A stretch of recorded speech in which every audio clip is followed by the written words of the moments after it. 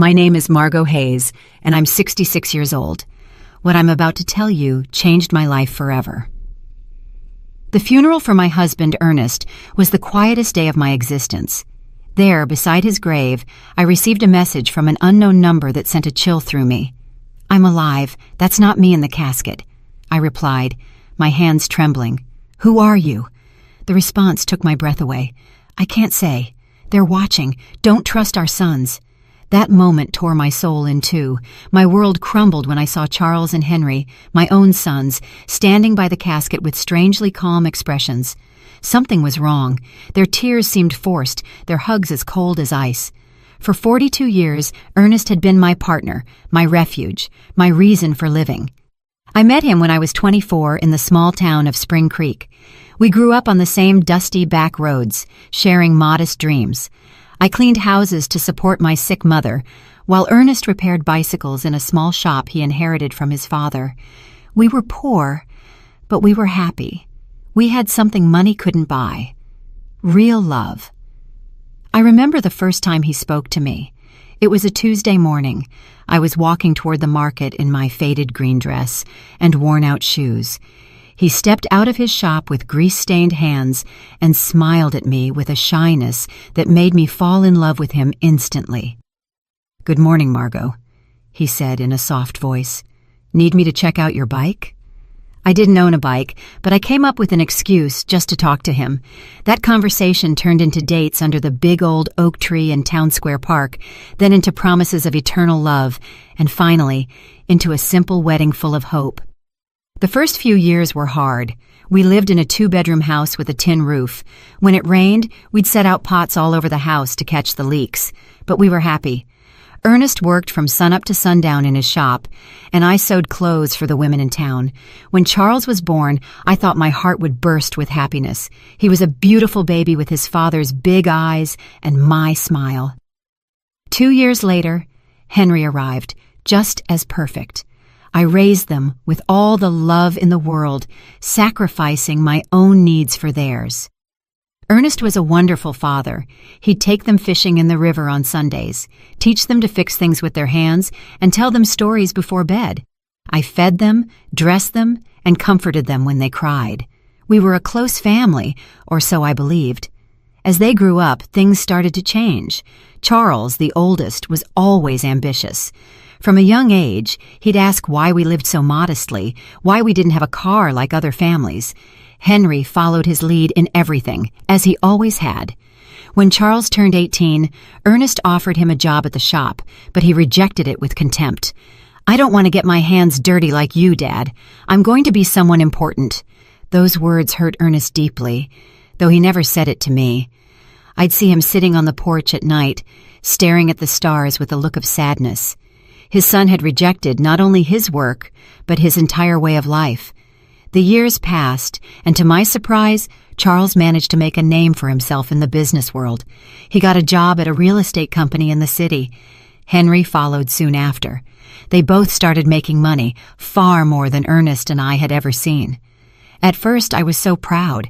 My sons had achieved what we never could, escaping poverty and building a better life. But little by little, that joy turned into sadness. Visits became less frequent, and phone calls grew shorter. When they did come, they arrived in expensive cars, dressed in fancy suits, talking about investments and properties. They'd look at us with a strange mix of pity and shame. "Mom," Charles said to me during one of their sporadic visits, "you and Dad should move somewhere better. This house is falling apart." He was right. But that house held all our memories.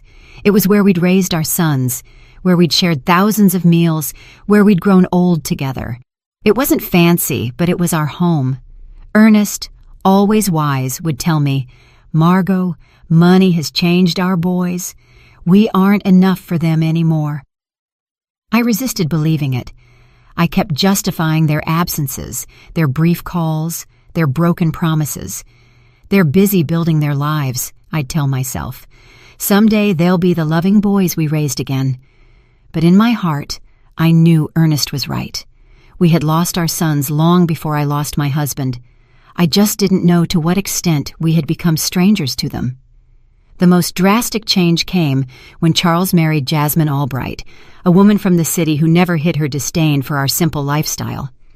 The first time he brought her home, she arrived in high heels that sank into the dirt of our porch and an elegant red dress that looked more expensive than everything I had ever owned. "Nice to meet you," she said with a forced smile, barely extending the tips of her fingers to greet me. Her eyes scanned our humble home with an expression I couldn't decipher, but that made me feel small. During dinner, Jasmine barely touched the food I had prepared with so much love. She moved the meatloaf around on her plate and cut tiny pieces of chicken, but she ate almost nothing. Charles seemed nervous, constantly apologizing for things he had never been ashamed of before. "Next time, we'll take them out to a restaurant," he whispered to Jasmine, thinking I couldn't hear. But I heard him. Every word pierced my heart like a knife. Henry, for his part, remained single, but adopted the same distant attitude as his brother. His visits were limited to special occasions, and even then, he always seemed to be in a hurry to leave. He was constantly on his phone, closing deals even during our conversations. "Mom, I have to go," he'd always say before it was time.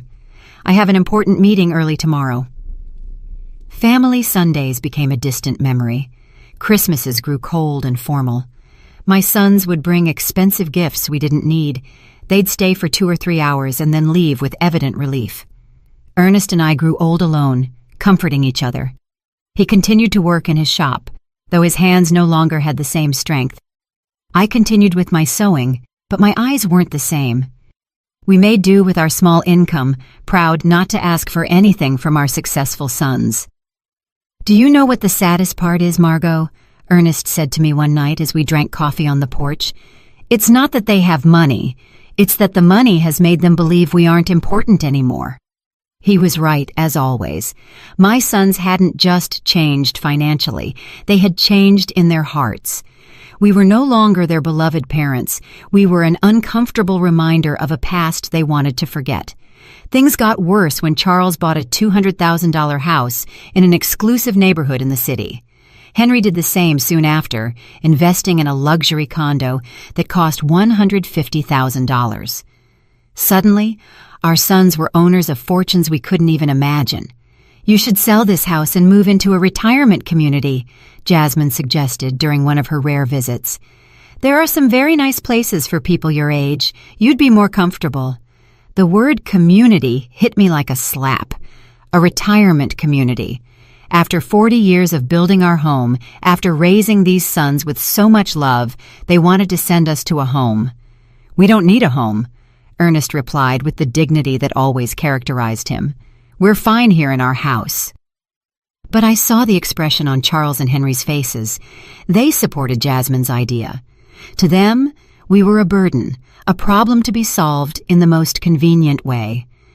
It was then that the more direct suggestions began. Charles arrived one day with papers in his hand, documents he had prepared without consulting us. "Dad, Mom," he said with that fake smile he had perfected, "I've been thinking about your future. This house is worth, at most, $1,000. If you sell it, I can add some money so you can move somewhere better. A better place." To us, there was no place better than the home where we had been happy for decades. But Charles didn't understand that.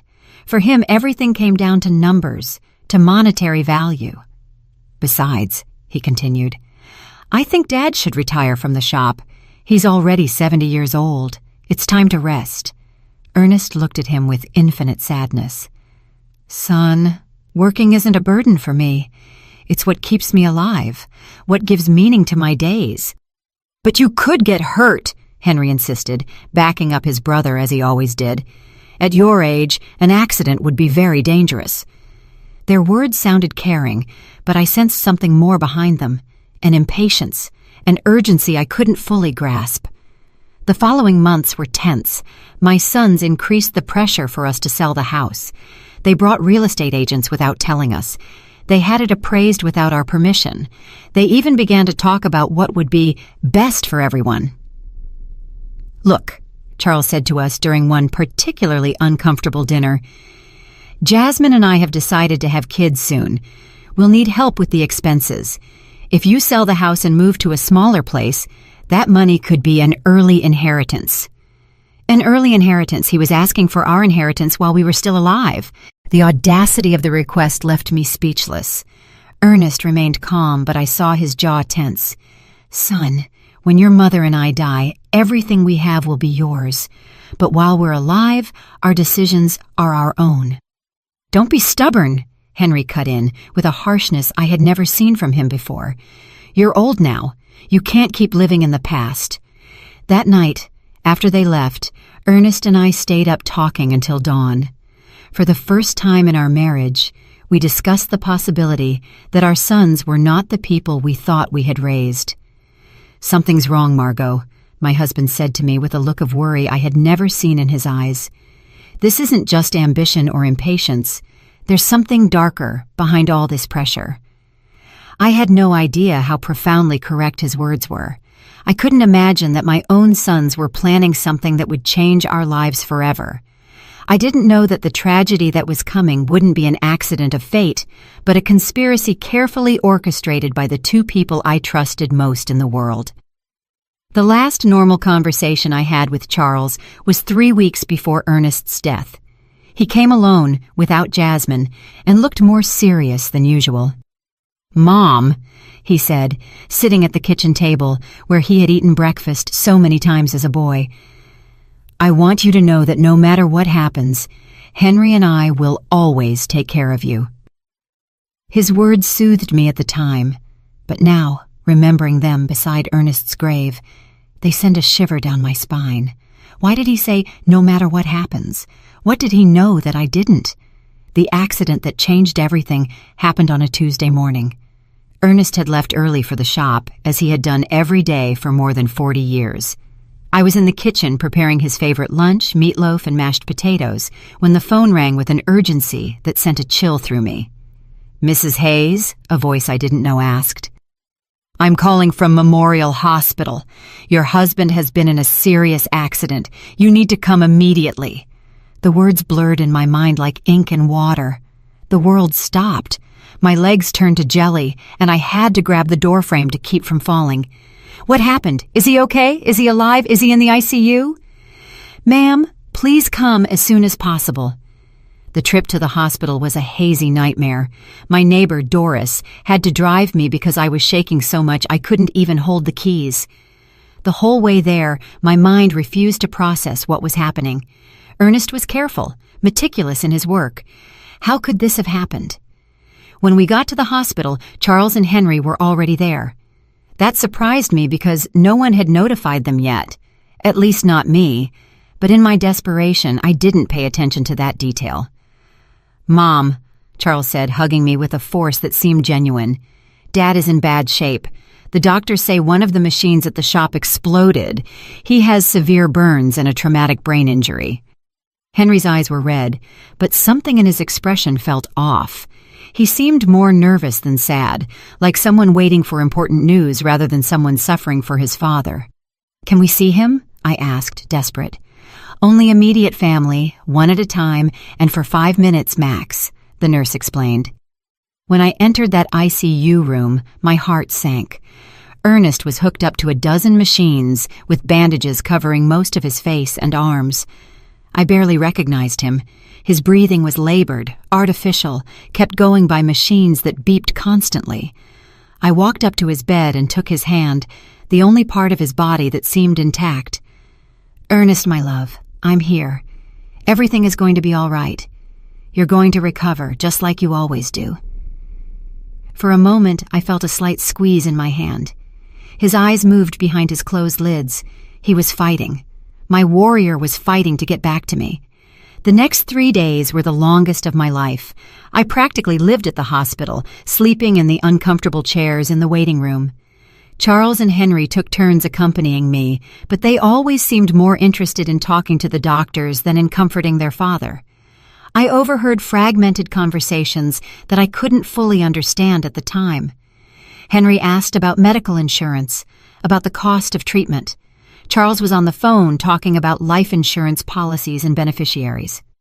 "Mom," Charles said to me on the second day, "we reviewed Dad's insurance. He has a life insurance policy for $50,000. There's also a workers' comp policy that could cover up to $75,000 more. Why was he talking to me about money when Ernest was still fighting for his life? Why was he worried about insurance instead of his father's recovery? I don't care about the money, I responded harshly. I just want your dad to get better. Of course, Mom, he said, but I saw something in his eyes that I didn't like. A coldness, a calculator working while his father lay dying. On the third day, the doctors gave us the most devastating news of my life. Dr. Patterson, an older man with a compassionate expression, gathered us in a small office. Mrs. Hayes, he began softly, your husband's condition is critical. The burns have become infected, and the head trauma is more severe than we initially thought. We have to be realistic about his chances. What does that mean? I asked, though my heart already knew the answer. It means we need to prepare for the worst. Your husband is in an induced coma. We could keep him alive indefinitely, but his quality of life, well, it's highly unlikely he will ever regain consciousness. My world fell apart around me. 42 years of marriage, an entire life built together, and now they were telling me it was all fading away like smoke. We want to try everything, I said through sobs. No matter the cost, no matter how long it takes. But Charles exchanged a look with Henry that deeply unsettled me. Mom, Charles said in a voice that tried to sound understanding, we have to be practical. Dad wouldn't want to live like this. He always said he never wanted to be a burden on anyone. A burden. I exploded with a fury I didn't know I had. He's your father. He's not a burden. He's the man who raised you, who worked his whole life to give you the best he could. We know, Mom, Henry chimed in. But we also have to think about you. The medical bills are going to be enormous. They could wipe out all your savings. Again, money. Always money. My husband was dying, and they were calculating costs. That night, alone in the hospital room, I took Ernest's hand and spoke to him as if he could hear me. My love, I don't know what to do. The doctors say there's no hope, but I can't let you go. I can't imagine my life without you. It was then that something happened that still gives me goosebumps. His fingers moved slightly, squeezing mine with a force that was almost imperceptible. His lips moved as if he were trying to say something, but no sound came out.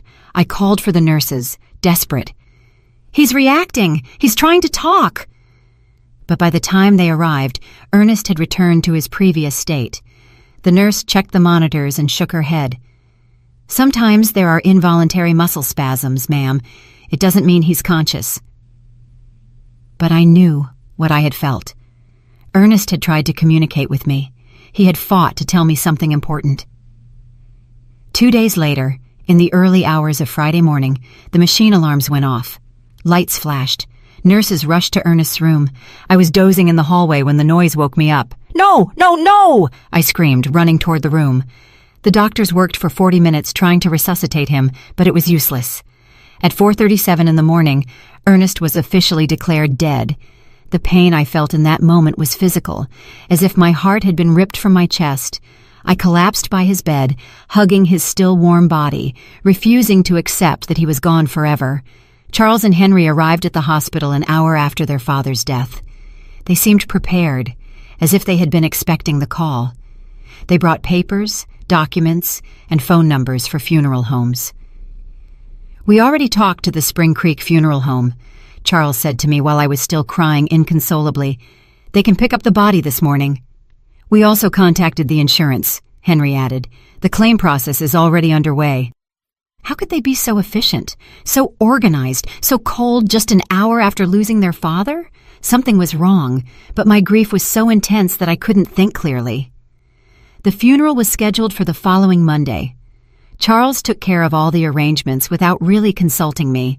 He chose the simplest casket, the shortest service, as if he wanted to get it all over with as quickly as possible. It's what Dad would have wanted, he said when I complained about not being included in the decisions.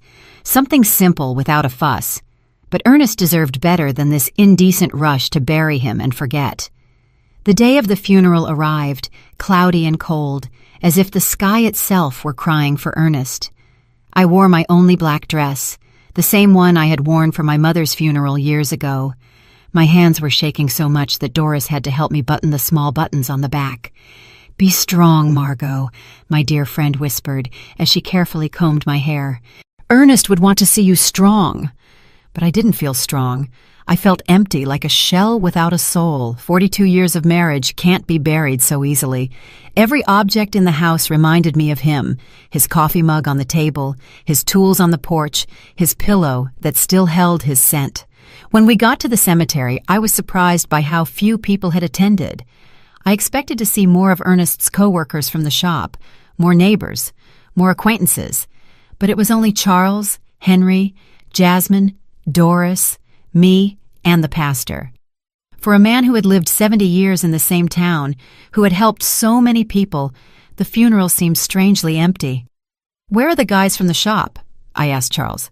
"We didn't want to bother anyone," he replied quickly. "Dad was a private person. He would have preferred something intimate." But that wasn't true. Ernest loved his community. He cared about his neighbors. He would have wanted them to come say goodbye. Why had Charles decided to make everything so secretive, so rushed?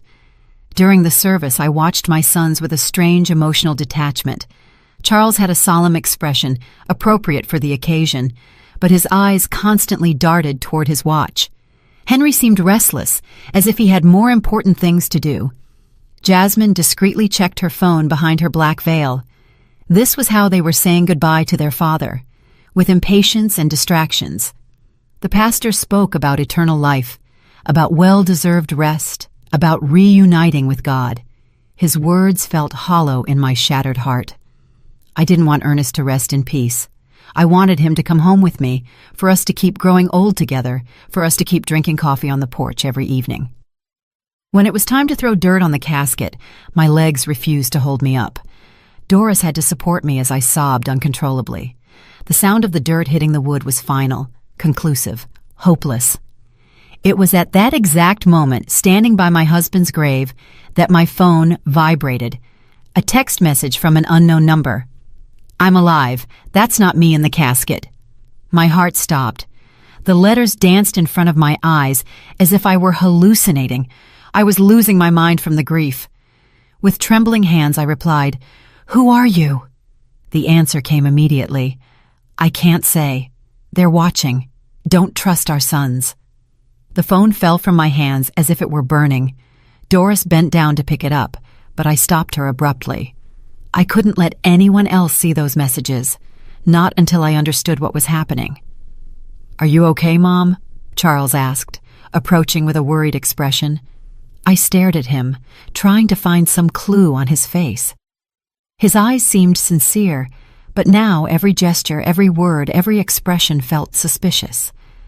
"I'm fine," I lied, putting the phone in my purse. "I just need to go home." On the way back, I couldn't get those messages out of my head.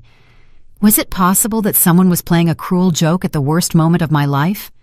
Or was there really a possibility that Ernest was alive?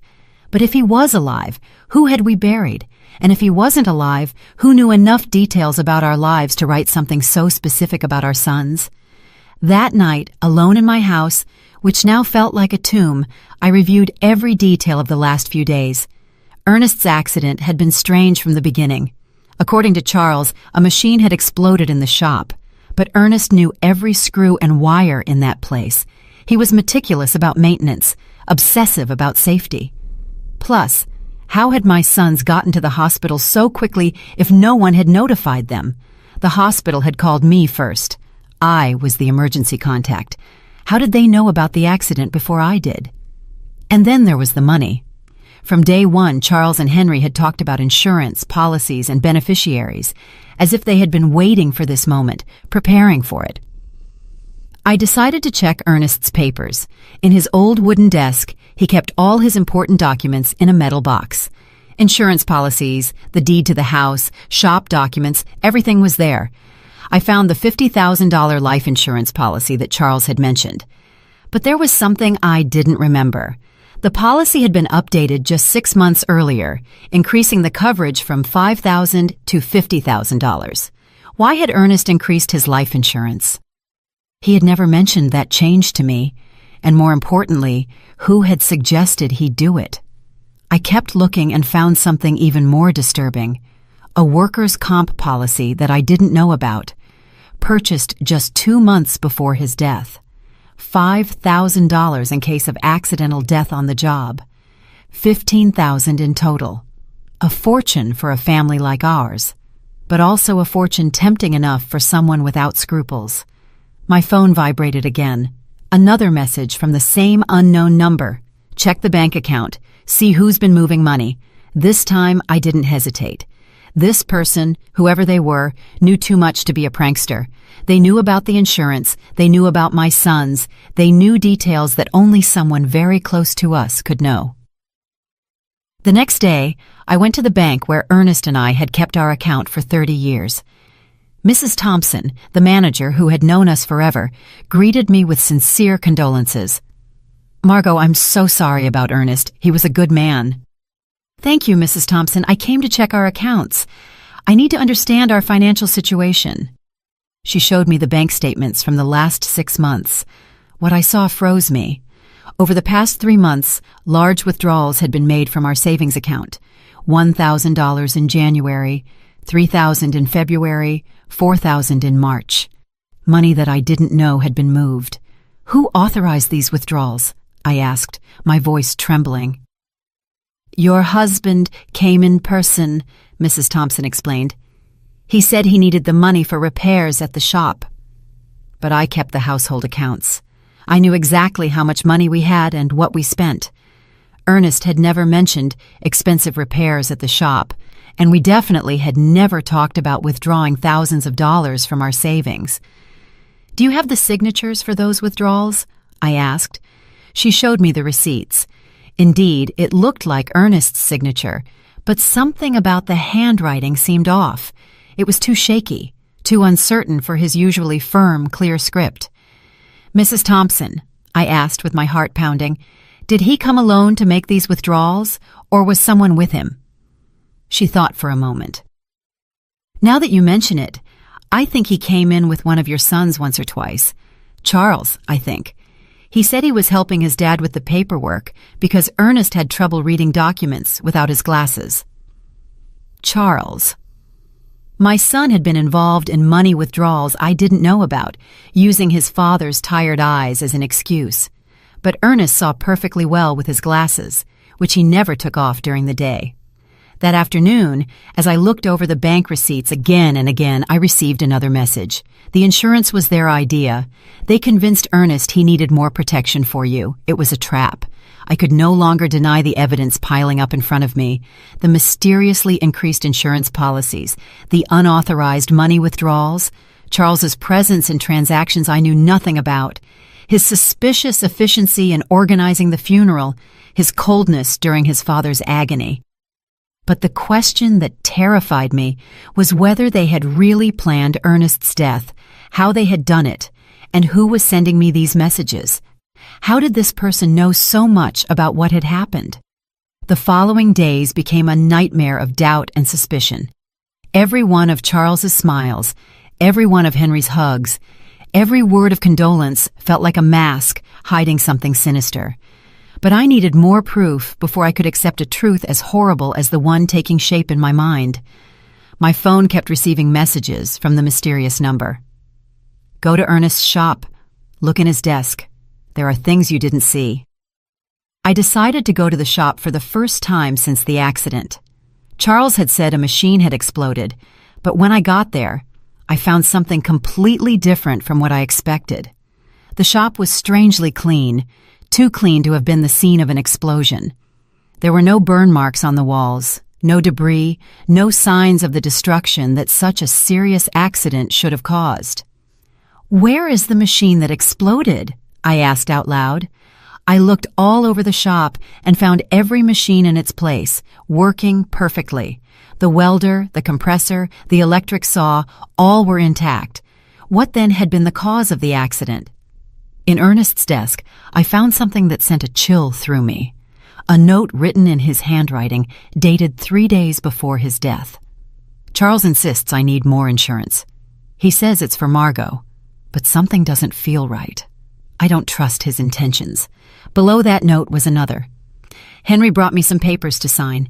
He says they're to modernize the shop, but I don't understand what it's about. Why all the hurry? My husband had had suspicions. He had intuited the evil intentions of our sons, but he had died before he could tell me. I kept searching and found an envelope sealed with my name on it. I opened it with trembling hands. It was a letter from Ernest. My dearest Margot, if you are reading this, it means something has happened to me. In recent months, I've noticed strange changes in Charles and Henry. They're too interested in our money, in the insurance, in us selling the house. Jasmine is putting a lot of pressure on them.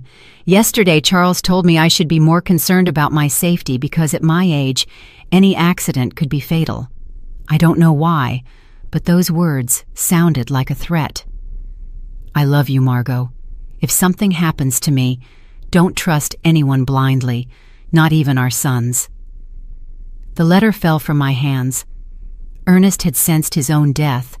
He had seen the signs that I, blinded by maternal love, had ignored. That night, Charles came to visit me. He arrived with a bottle of wine and a smile that now seemed completely fake. "Mom, I've been thinking about your future," he said, pouring himself a glass without asking if I wanted one. "The insurance money. It's already in process. It'll be $15,000. "How do you know the exact amount?" I asked, feigning innocence. "Well, I helped Dad with the insurance paperwork. He wanted to make sure you had enough money to live comfortably." A lie. Ernest had never wanted to increase the insurance. According to his own note, he had been pressured by Charles. "And what do you think I should do with that money?" I asked, carefully watching his reaction. His eyes lit up with a glint that gave me a chill. "You could buy a smaller, cozier house, or even better, move into a nice retirement community where you'd have company and medical care. Henry and I could manage your money to make it go further." "Manage my money. We just want to take care of you, Mom. At your age, it's easy to get scammed or make bad financial decisions. We know about investments, about business. We could triple that amount in a few years. Triple my money or make it disappear into their own pockets." "Let me think about it," I said, trying to buy time. "Of course," Jasmine said with her fake sweetness. "But not too long, for your own good." After they left, I sat in my kitchen, shaking with rage and fear. My own sons, my flesh and blood, had not only murdered their father, but now they were planning to steal everything I had left. That night, my phone vibrated with a longer message than the others. "Tomorrow, go to the police station. Ask for the report on Ernest's accident. There are contradictions you need to know about." The next day, I went to the local police station. Sergeant O'Connell, who had known Ernest for years, greeted me kindly. "The report on your husband's accident?" he asked with a confused expression. "What accident, Mrs. Hayes?" "From his shop, when the machine exploded." The sergeant checked his files and shook his head. "We don't have any report of an explosion at Ernest's shop here. In fact, we don't have any report of a work accident involving your husband." I felt the world sway under my feet. But my son said it was an accident at the shop. That's why he was in the hospital." "Mrs. Hayes, your husband arrived at the hospital on Tuesday morning, but not from a work accident. According to the medical report I have here, he arrived unconscious with symptoms of poisoning." Poisoning. The doctors found traces of methanol in his blood, a quantity sufficient to cause blindness, brain damage, and eventually death. The hospital should have informed you of this. Poisoning. It hadn't been an explosion. It hadn't been a work accident. Someone had deliberately poisoned my husband. "Why didn't anyone tell me this?" I asked, my voice breaking. The immediate family who signed the hospital papers requested that the information be kept confidential to avoid unnecessary speculation. They said you were too emotionally fragile to handle the technical details. The immediate family. Charles and Henry had hidden the true cause of Ernest's condition, invented the story of the explosion, and manipulated everyone, including me, to cover up a murder. "Mrs. Hayes," the sergeant continued. "If you suspect the circumstances of your husband's death, we could open a formal investigation." I had more than suspicions. I was certain that my own sons had murdered their father for money. That afternoon, Henry came home with a bouquet of flowers and the same fake smile as Charles. "How are you, Mom? You look tired." "I'm fine," I lied, observing his every gesture from a new perspective. "I'm just thinking about the future." "That's good. Charles and I have been talking. We think you should sell the house soon while it's fresh on the real estate market." "Why the rush?" "Well, old houses lose value quickly, and you need liquidity. Funeral expenses, pending medical bills." More lies. The funeral had been cheap, almost insultingly so, and there were no pending medical bills because the hospital insurance had covered them. "Henry," I said, looking him directly in the eyes, "you knew your dad didn't die from a work accident." For a fraction of a second, I saw panic in his expression, but he recovered quickly. "What are you talking about, Mom?" "I went to the police station. There's no report of an explosion at your dad's shop." This time the panic was more evident. "Mom, you shouldn't be doing things like that.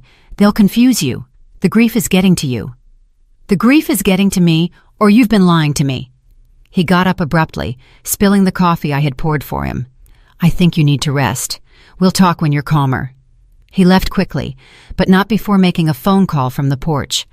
Although I couldn't hear the words, the tone was urgent, worried. That night, I received the most revealing message yet. "They're coming together tomorrow. They're going to try to convince you that you're crazy, that grief is making you imagine things. Don't believe them, and don't take anything they offer you to eat or drink." The mysterious message's prediction came true exactly as it had warned. The next day, Charles and Henry arrived together at my house, accompanied by Jasmine. They had expressions of exaggerated concern and a bag of pastries from the downtown bakery. "Mom, we're so worried about you," Charles began in a sugary voice. "The neighbors have told us you've been acting strange. Doris says you've been talking to yourself, that you aren't eating well." Doris had never said that. It was just another lie in their growing collection. "Jasmine brought your favorite pastries," Henry added, pointing to the bag. "And we made special coffee from that brand you like so much." I remembered the message's words. "Don't take anything they offer you to eat or drink." It was possible that they were planning to poison me, too, just as they had Ernest. "Thank you, but I already had breakfast," I said, keeping my distance. "But Mom," Jasmine insisted with a smile that didn't reach her eyes, "you need to eat properly. You've lost a lot of weight since Dad Ernest died." "I'm fine," I repeated firmly. Charles exchanged a significant look with Henry. It was the same look they had shared at the hospital when the doctor gave us Ernest's prognosis. "Mom," Charles said, sitting closer to me, "we want to talk to you about something important. Henry and I have been consulting with some doctors about your recent behavior." "My behavior?" "Yes.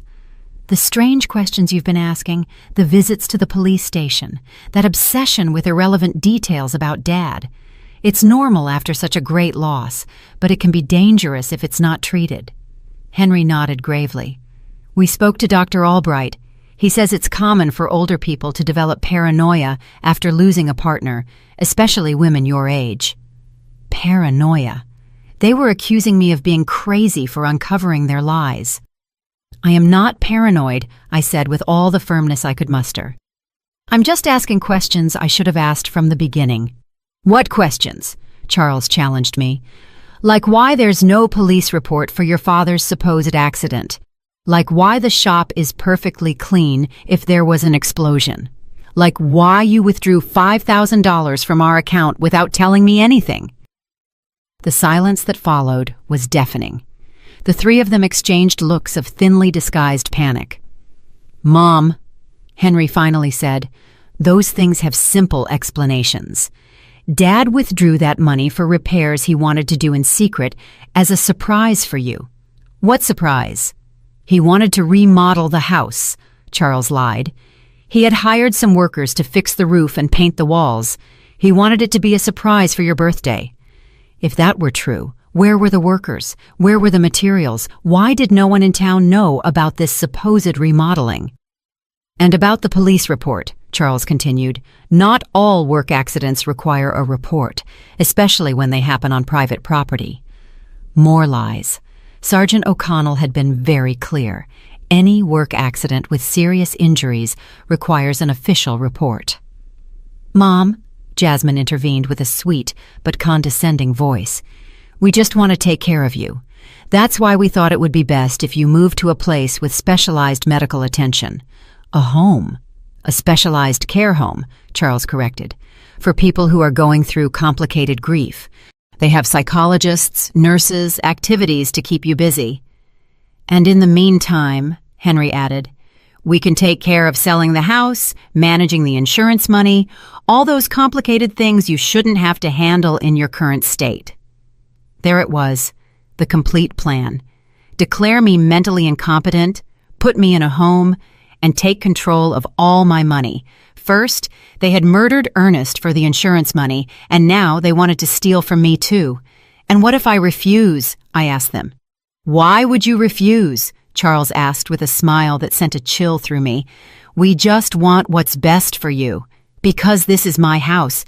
This is where I built my life with Ernest. This is where I raised you.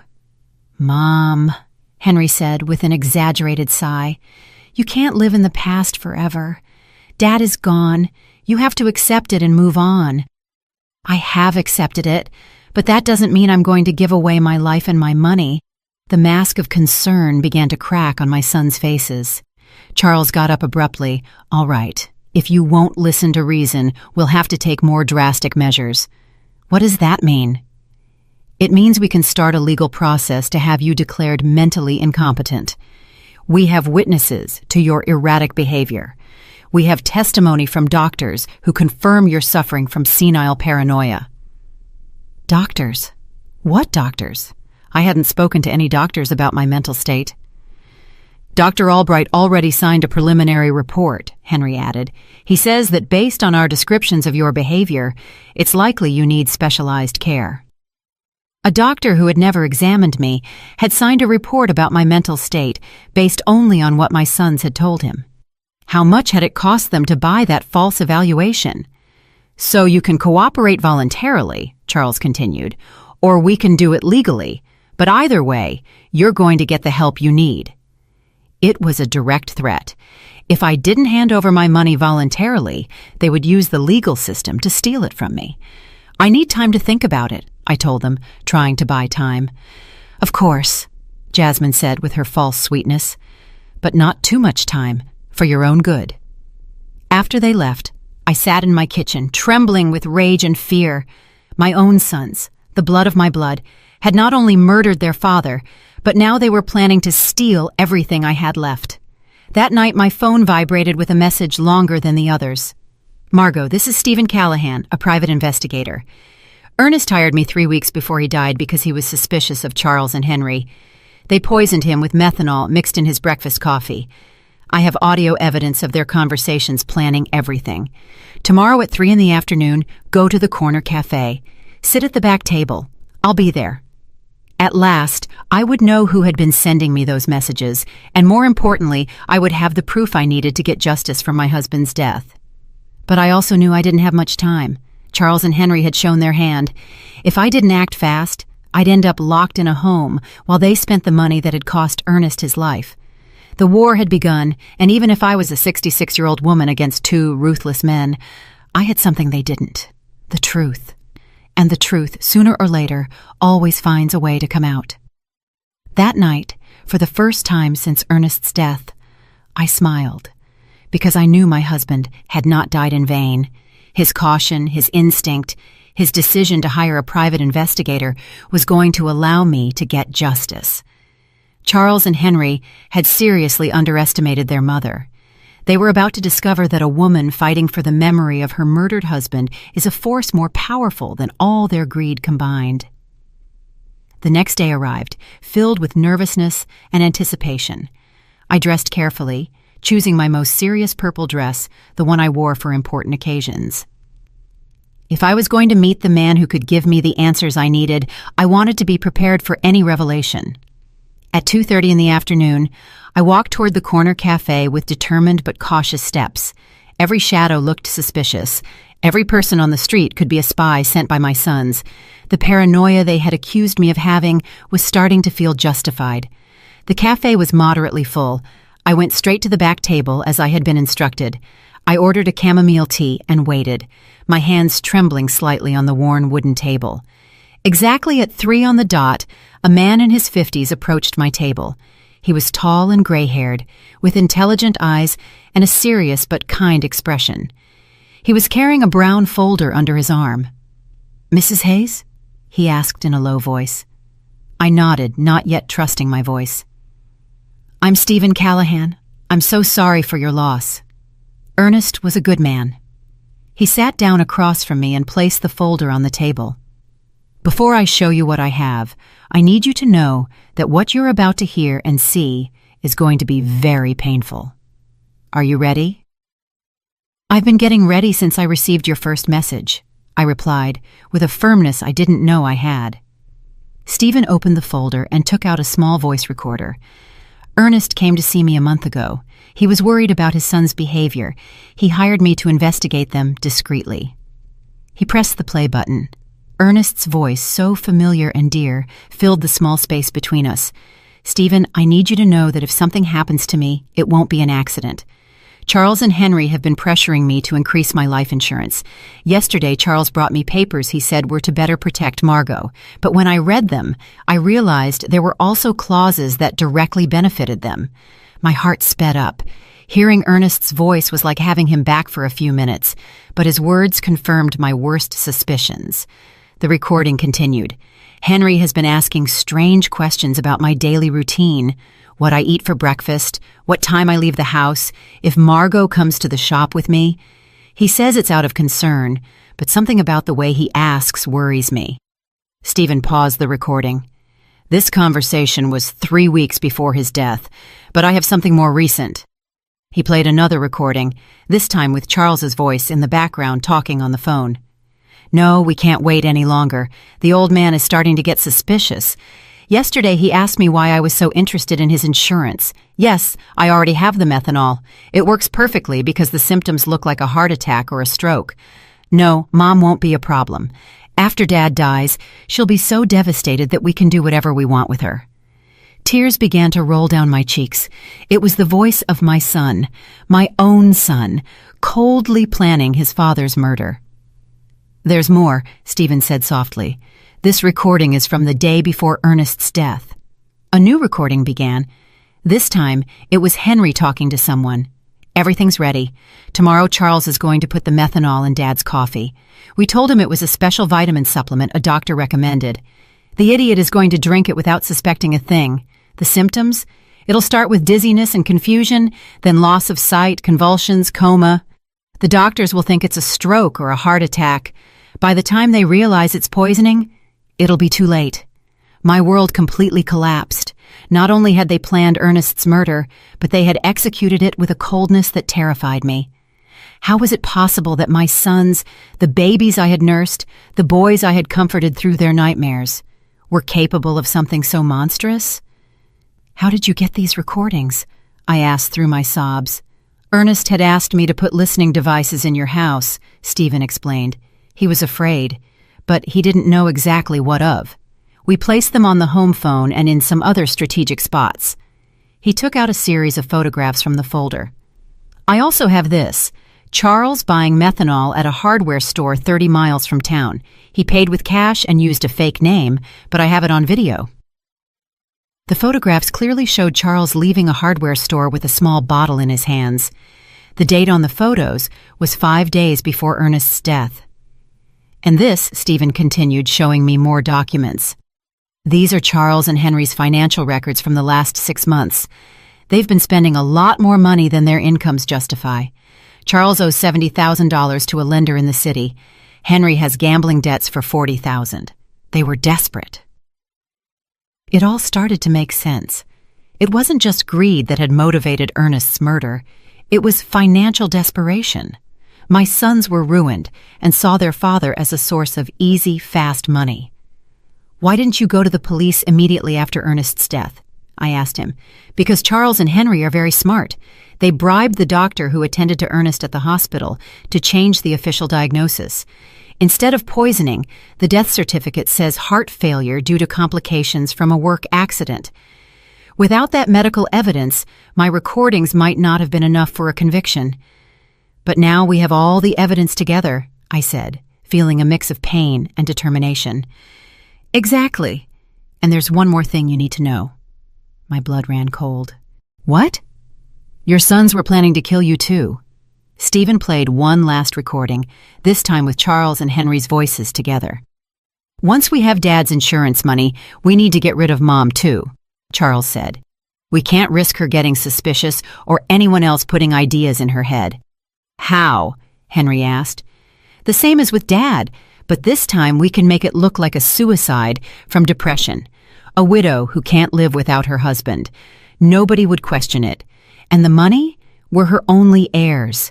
Everything would be ours. The house, the savings, the insurance money, almost $200,000 in total." The recording stopped. I was shaking uncontrollably. My sons had not only murdered their father, but they were planning to murder me as well. All for money. "Mrs. Hayes," Stephen said gently, "I know this is devastating, but we have enough evidence to make them pay for what they did. What do we do now?" I asked, wiping my tears. "First, we need to go to the police with all this evidence. Sergeant O'Connell is an honest man. He's not involved in the corruption.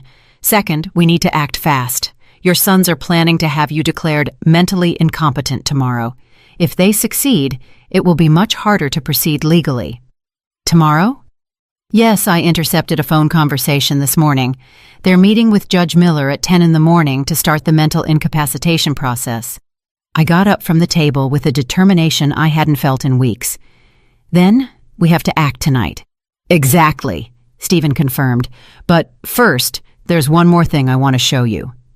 He took one last photograph from the folder. In it, Ernest was leaving a medical clinic I didn't recognize. 3 days before he died, your husband went to get a full medical exam at a clinic in the city. The results show that he was perfectly healthy. There were no signs of heart disease, his blood pressure was normal, everything was perfect. This definitively proves that his death was caused by poisoning, not by natural health problems.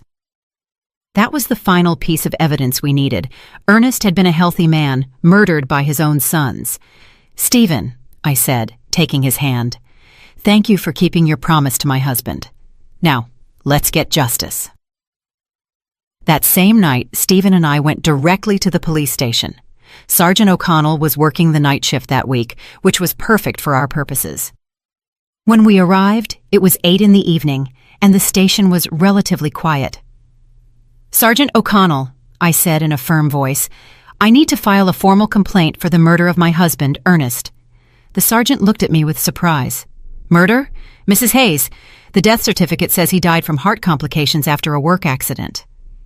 "The death certificate is false," I replied, placing Stephen's folder on his desk. "My husband was deliberately poisoned with methanol by our own sons." For the next 2 hours, Stephen and I presented all the evidence. The audio recordings, the photographs of Charles buying methanol, the bank documents showing the unauthorized withdrawals, Ernest's medical results proving his perfect health, and finally, the recorded conversations where my sons confessed to both their father's murder and their plans to kill me. Sergeant O'Connell listened to each recording with an increasingly serious expression. When we finished, he leaned back in his chair and shook his head in disbelief. This is monstrous," he murmured. "Are you sure you want to go through with this, Mrs. Hayes? Once we arrest your sons, there's no turning back." "Sergeant," I replied, with all the dignity I could muster, "those men murdered my husband in cold blood for money. They were planning to murder me too. They are no longer my sons. They are criminals who must pay for their crimes. We'll need the medical examiner to exhume Ernest's body to confirm the presence of methanol," the sergeant explained. "Are you prepared for that?" "Do whatever is necessary," I replied without hesitation. Sergeant O'Connell immediately called the district attorney. Despite the late hour, the seriousness of the case led the DA to come to the station personally. After reviewing all the evidence, he immediately authorized arrest warrants for Charles and Henry.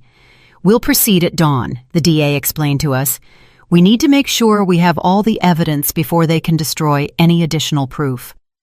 Stephen walked me home that night. "Are you sure you'll be okay alone?" he asked with concern. "I'll be fine," I replied. "After everything I've discovered, I'm no longer afraid. I have justice on my side." I couldn't sleep that night. I stayed up sitting in the kitchen, looking at the photographs of Ernest we had on the walls. For the first time since his death, I didn't feel only pain. I felt a strange mix of sadness and satisfaction, knowing that justice for his murder was coming soon. At 6 a.m, my phone rang. It was Charles. "Mom, you need to come to Henry's house right away. Something terrible has happened." "What happened?" I asked, feigning concern. "It's better if I explain it in person. Please, come quickly." I knew it was a trap. After hearing the recordings the night before, I knew they were planning to move up their plans to get rid of me, but I also knew the police were already on their way to arrest them. "I'm on my way," I lied. Instead of going to Henry's house, I stayed in my kitchen, waiting. At 7:30 in the morning, I saw from my window as several police cars headed toward my son's houses in different directions. My phone rang repeatedly for the next hour. First Charles, then Henry, both with increasingly desperate voices asking where I was, but I didn't answer any calls. At 9 a.m, Sergeant O'Connell knocked on my door. "Mrs. Hayes, we've arrested Charles and Henry. They are in police custody, charged with first-degree murder and conspiracy to commit murder."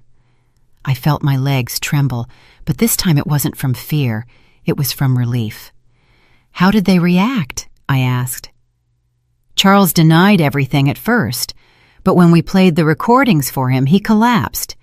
Henry tried to escape through the back window of his house. We had to chase him for 6 blocks. That afternoon, Jasmine came to see me. She arrived sobbing, pleading, completely different from the cold, calculating woman I had known. "Mrs. Hayes, please, you have to drop the charges against Charles. He's not bad. He was just desperate because of his debts. This is my fault too. I pressured him a lot to find money." I looked at her without a trace of compassion. "Jasmine, your husband poisoned my husband. He was planning to murder me too. There is no explanation or justification for that." "But we're family," she screamed in desperation. "Think about what this is going to do to the family." "The family died the day you decided to kill Ernest for money," I replied coldly. "Now please, leave my house." 3 days later, the exhumation of Ernest's body was carried out. The lab results confirmed exactly what Stephen had discovered: lethal levels of methanol in his system, enough to cause all the symptoms he had experienced before his death. The case became a sensation throughout the town. No one could believe that 2 sons had murdered their own father for money. The local newspapers called it the cruelest crime of the decade. Over the following weeks, more details came to light during the investigation. Charles really owed $7,000 to illegal lenders who had started threatening him with violence. Henry had lost $5,000 in underground gambling dens and was also facing threats. They had seen Ernest's life insurance money as their only salvation, but their greed had led them to increase the policies so dramatically that it had aroused their own father's suspicion. We also discovered that the doctor who had falsified the death certificate had received $5,000 in cash from Charles. He was also arrested for obstructing justice and falsifying official documents. Stephen explained all the details of the plan Ernest had made with him. "Your husband was smarter than his sons believed. He knew something bad was coming, but he didn't know exactly what. He hired me not only to investigate Charles and Henry, but also to protect you if something happened to him. Did he know they were going to kill him?" I asked. "Not exactly," Stephen said, but he suspected his life was in danger. That's why we installed the recording devices. That's why we documented everything. He wanted to make sure that if something happened to him, the truth would come to light. My Ernest, even in his final days, had been protecting me. He had anticipated our son's betrayal and had taken steps to ensure that justice would prevail. The trial was scheduled to begin in 2 months. Both Charles and Henry faced charges of first-degree murder, which in our state carried a sentence of 25 years to life. The day of the trial arrived after 2 months of intense legal preparation. The courtroom was completely full. Reporters from several regional newspapers had come to cover what was already known as the case of the killer sons. The whole town was there. Neighbors, former co-workers of Ernest, even people I barely knew, but who wanted to witness this historic moment of justice. I wore my best black dress, the same one I had worn for our wedding so many years ago, but which now represented mourning and dignity. Stephen accompanied me, sitting by my side throughout the entire process. His presence gave me the strength to face what would be the most difficult day of my life. Charles and Henry entered the courtroom in handcuffs, dressed in orange prison jumpsuits. Seeing my sons like that broke my heart one more time, but I no longer felt pity for them. I only felt a deep sadness for the moral death they had chosen long before they physically murdered their father. The prosecutor presented the case with devastating precision. One by one, the recordings were played for the court. The silence was absolute every time the voices of Charles and Henry were heard, coldly planning Ernest's murder. When the prosecutor played the recording where they planned to kill me too, several people in the audience gasped in horror. One elderly woman got up and left the courtroom crying. I couldn't blame her. It was difficult to process such cruelty. "Ladies and gentlemen of the jury," the prosecutor said during his opening statement, "this is not an ordinary case of family greed. This is a case of cold and calculated premeditation, where 2 men decided to murder the father who had raised them with love and sacrifice simply because they needed money to pay off their gambling debts and irresponsible loans." Charles and Henry's lawyers tried to present a defense based on desperate circumstances and external influences, but the evidence was overwhelming. The recordings didn't lie. The bank documents didn't lie. The forensic evidence of the methanol in Ernest's body didn't lie. When it was my turn to testify, I walked to the stand with trembling legs, but a clear mind. I had been waiting for this moment for months. "Mrs. Hayes," the prosecutor asked me, "can you tell us what your relationship was like with your sons before your husband's murder?" "I thought I had a good relationship with them," I replied, looking directly at Charles and Henry. "I raised them with love. I sacrificed everything for their well-being. Their father worked from sunup to sundown to give them the best we could. I never imagined that love and sacrifice would become the reason for his murder." "At any point, did you suspect they could harm your husband?" "No. That is the most painful part of all this. I trusted them completely. When they told me Ernest had an accident at his shop, I believed them. When they organized the funeral so quickly, I thought they were being efficient in their grief. I never imagined they were covering up a murder." Charles lowered his head during my testimony. Henry looked at me defiantly, but I saw tears in his eyes. Too late for tears. Too late for regret. The most dramatic moment of the trial came when the prosecutor decided to play the full recording of the conversation where they planned my own murder. Charles's voice filled the courtroom. "Once we have Dad's insurance money, we need to get rid of Mom too. We can't risk her getting suspicious." A murmur of horror swept through the audience. Several people turned to look at me with expressions of disbelief and compassion. "How did you feel when you heard this recording for the first time?" the prosecutor asked me. "I realized that I had lost my 2 sons long before I lost my husband," I replied, my voice cracking but firm. "The babies I nursed, the children I comforted in their nightmares, had died and been replaced by 2 strangers capable of any cruelty for money." The defense tried to cross-examine me. suggesting that maybe I had misinterpreted my son's intentions, that maybe the grief had made me exaggerate the evidence, but the recordings spoke for themselves. Stephen also testified, explaining in detail how Ernest had hired him because he was afraid of his own sons. He described every step of the investigation, every piece of evidence collected, every recorded moment that revealed the truth. The medical examiner presented the results of the exhumation, confirming the lethal presence of methanol in Ernest's body. He explained how this poison acts slowly, causing exactly the symptoms my husband had experienced before he died. After 3 days of devastating testimony, the closing arguments arrived. The prosecutor was crushing. Charles and Henry are not victims of circumstances. They are predators who saw their own parents as financial obstacles that had to be eliminated. They planned, executed, and covered up Ernest's murder, and were planning to do the same to Margot.